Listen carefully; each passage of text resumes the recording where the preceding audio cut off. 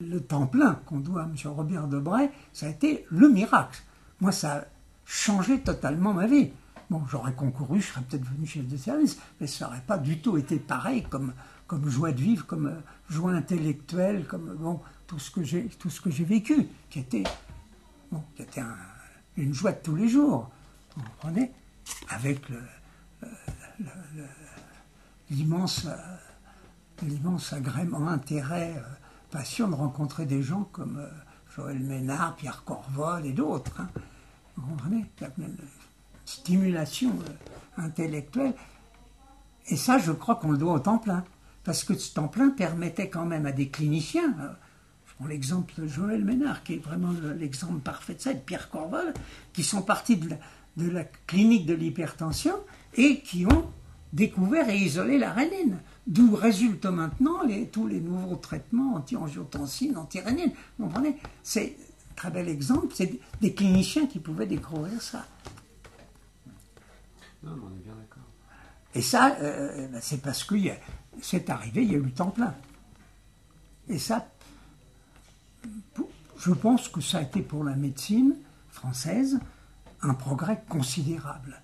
D'autre part, c'était M. Robert Debray était un monsieur qui se passait tout de suite après la guerre, 50, quand il a commencé à réfléchir à ces problèmes, a compris, parce qu'il a été aux États-Unis, il a vu le fossé énorme qu'il y avait entre la médecine française, qui était restée plus rond clinique, à peine quelques applications biologiques, et la médecine scientifique américaine. Et moi j'ai pas pu le faire pour des raisons personnelles, mais tous ces anciens internes qui voulaient continuer à travailler, ils leur disaient allez passer un an en Amérique. Hein, c'est resté, hein. Comme Lestradet, comme Pierre Royer et d'autres, comme Jean Frézal, qui a créé ensuite la génétique de l'enfant. Enfin, c'était là aussi, comme chez M. Mignès, d'une pépinière. Mais parce qu'il y avait un homme. Alors moi, quand j'entends prononcer le mot de mandarin avec mépris, je proteste. Parce que ces gens-là étaient, vous les appelez comme vous voulez, appelez-les les mandarins si vous voulez, mais c'était des mandarins de très, très, très, très grande volée, auxquels on doit beaucoup. Ils étaient mandarins parce qu'ils méritaient de l'être. Hein, c'est Hamburger, c'est Méliès, c'est M. Debray. Il y en a bien d'autres, je dis de ceux que j'ai connus. Vous comprenez, quand on a connu ces gens-là, on reste marqué. Alors les mandarins, oui, bravo, vive les mandarins.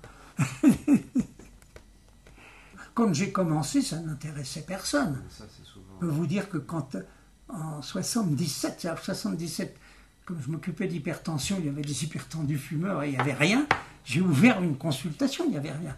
Mes collègues à Mondor, ils ont fait comme ça, la grue, qu'est-ce qu'il a besoin de faire? Et puis le tabac, ça n'existe pas, c'est pas un sujet, ça. Non, mais ça, c'est autre chose. C'est autre chose, non, mais je pense à la liberté d'entreprendre. Oui. C'est quand même très paradoxal. Je pourrais pas, là, maintenant. Genre, on me dirait non, vous n'avez pas de moyens. Ouais. Là, à l'époque, c'est l'administration, M. Jean de Savigny, qui était le secrétaire général, qui s'intéressait au tabac, il disait, bon, il faudrait s'intéresser à ce problème, qui m'a donné 2 ou 3 vacations pour ouvrir une consultation de tabac. Impossible actuellement. Et lui, il n'en a même pas et il n'a pas le pouvoir de... Alors là, c'est quand même très étrange en même temps parce que c'est un vrai problème. Ah oui. Et ce serait un investissement évident. Mais ça a été fait après. Oui.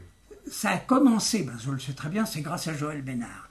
Quand Joël Ménard a été nommé directeur général de la santé en 98, hein, M. Bernard Kouchner étant ministre de la Santé, enfin secrétaire général, Joël m'a téléphoné en me disant, écoute, tu viens d'être nommé DGS, faut que tu viennes travailler un peu avec moi, il faut qu'on fasse quelque chose pour le tabac parce qu'il n'y a rien. Et c'est Joël Ménard qui a mobilisé Bernard Kouchner pour faire le plan Kouchner. Pensez jusqu'à l'an 2000, il n'y avait pas 1 centime de budget officiel pour le tabac. Les gens qui avaient créé comme ça une consultation l'avaient pris sur d'autres moyens. C'est Joël Ménard qui a mobilisé le ministre de la Santé et qui a donné un budget. C'est le premier budget qu'il y a eu pour ouvrir des consultations de tabacologie, Joël Ménard et Bernard Kouchner.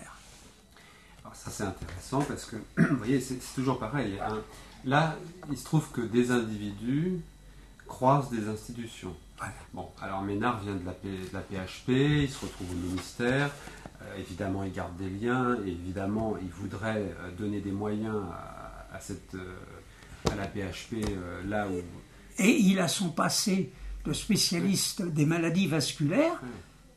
Quand on était ensemble avec lui chez M. Miliez, c'est là où sont sorties les premières séries de Framingham. On a appris les facteurs de risque vasculaire à ce moment-là, hein, c'est 68-69. Mais c'est intéressant. Et donc Ménard était imprégné de cette notion. Hypertension, c'est bien en soi, mais c'est un risque global. Donc il faut s'occuper de tout. Or, on ne s'occupe pas du tabac. Sauf un peu la grue, alors je vais lui téléphoner pour qu'on essaie de faire quelque chose. Si on ne laisse pas aux chercheurs un certain espace de liberté, eh bien, on ne trouvera pas la chose qui est inattendue. Par exemple, quand M. Changeux, ça fait maintenant plus de 40 ans, a découvert sur le poisson torpille les récepteurs nicotiniques, les a isolés, il a fallu 40 ans pour qu'on se dise mais ça a une grande importance dans la pathologie et dont une des maladies principales de l'humanité qui est la dépendance au tabac, qui tue X millions de gens par an. Non.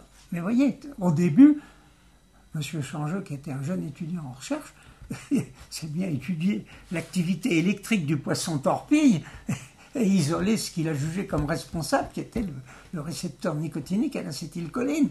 Oui, c'est un exemple.